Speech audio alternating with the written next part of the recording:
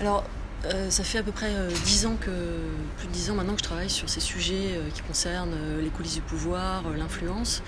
Et tous ces sujets en fait sont devenus assez centraux ces dernières années parce que au-delà du fonctionnement démocratique traditionnel, des élections, des grands rendez-vous démocratiques, il y a ce qu'on appelle la décision publique. Il y a la prise de décision au niveau politique qui est construite à travers différents acteurs assez mal connus du grand public. La question des lobbies est devenue centrale ces dernières années parce qu'on voit que finalement les argumentaires de certaines entreprises, de certains acteurs privés sont particulièrement suivis dans le cadre de la fabrique de la loi par les décideurs publics et que d'autres revendications portées parfois par des ONG ou simplement nécessaires d'un point de vue de santé publique qui correspondent plutôt à l'intérêt général sont laissées de côté. C'est pleinement le rôle d'un journal, pleinement la fonction sociale du journalisme aussi, de regarder comment le pouvoir s'exerce et comment il prend ses décisions. Donc sur ces sujets-là, je pense qu'on est pleinement dans notre rôle, et y compris sur une thématique qui est encore plus récente, qui concerne les cabinets de conseil, à savoir quel est le rôle de ces cabinets qui travaillent pour plein d'entreprises, plein d'acteurs privés, des entreprises de toutes sortes, font des missions dans un tas d'entreprises, souvent d'ailleurs des grands groupes, qui ont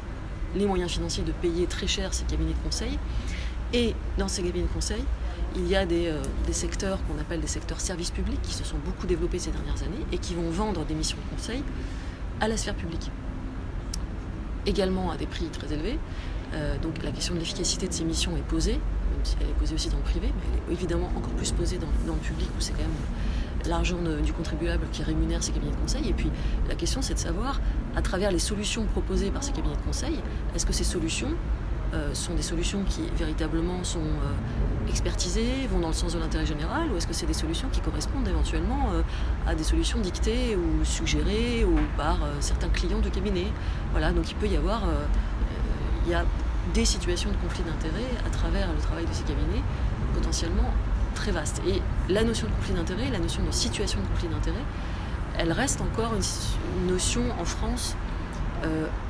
encore mal connue, elle l'est de plus en plus, mais c'est assez récent.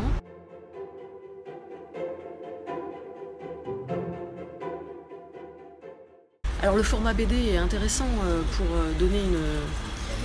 une autre dimension à une enquête journalistique, mais en particulier sur ces sujets, sur les coulisses du pouvoir, l'influence, parce qu'on est sur des sujets assez compliqués, assez complexes à raconter, avec des personnages de l'ombre. Alors le premier avantage du format BD, c'est que on peut incarner ces personnages. Mettre en dessin, c'est rendre accessible des textes que nous, en presse écrite, on peut écrire sur des pages et des pages, ou des lignes et des lignes, à travers plusieurs papiers, à travers des livres, à travers des choses qui sont parfois difficiles d'accès. Tout le monde n'a pas le temps de lire clairement des livres d'enquête journalistique régulièrement. Donc le travail de synthèse qu'on fait dans une BD, et surtout l'apport du dessinateur qui va amener de l'incarnation, un peu d'humour aussi, ce qui est une façon aussi de mettre de la distance et de rendre le propos plus accessible, ça permet finalement de rajouter un étage de vulgarisation sur ces sujets-là, de les rendre plus accessibles, et aussi auprès d'un public plus jeune qui se mobilise sur pas mal de sujets, mais justement sur ces sujets-là, d'essayer un public peut-être qui se désintéresse, plus jeune, qui se désintéresse de la politique, d'expliquer que finalement la prise de décision, elle fonctionne de telle et telle façon, la prise de décision publique, et que voilà comment ça se passe, et voilà peut-être là aussi où il faut agir, et que se détourner totalement du politique ou de la décision publique, c'est peut-être pas non plus un bon choix, c'est-à-dire que c'est quand même là que les décisions se prennent, mais c'est intéressant de savoir du coup comment ça se fabrique et comment ça fonctionne.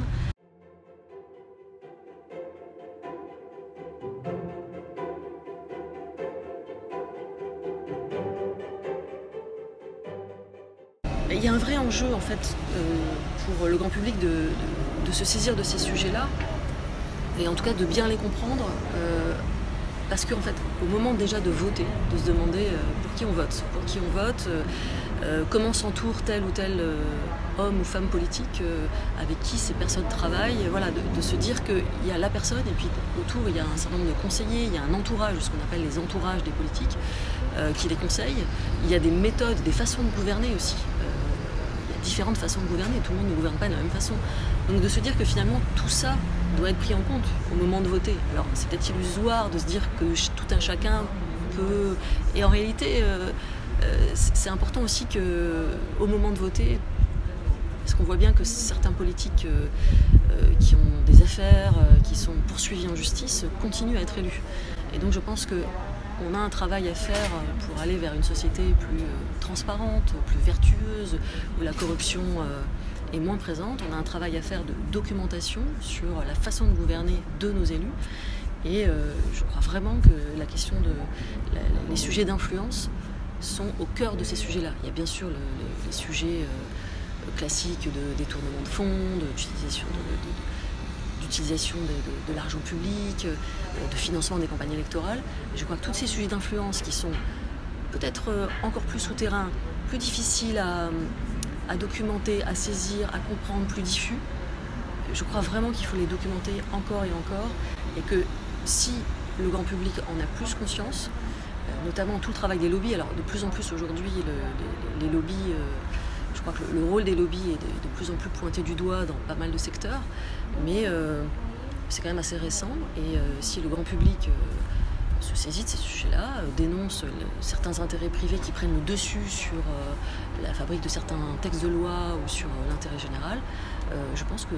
peut y avoir aussi au sein de la classe politique un personnel plus vertueux qui exerce son mandat, prend ses décisions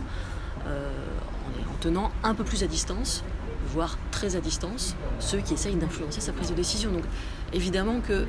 plus ces sujets-là sont connus, plus ils sont documentés, plus ils sont connus du plus grand nombre,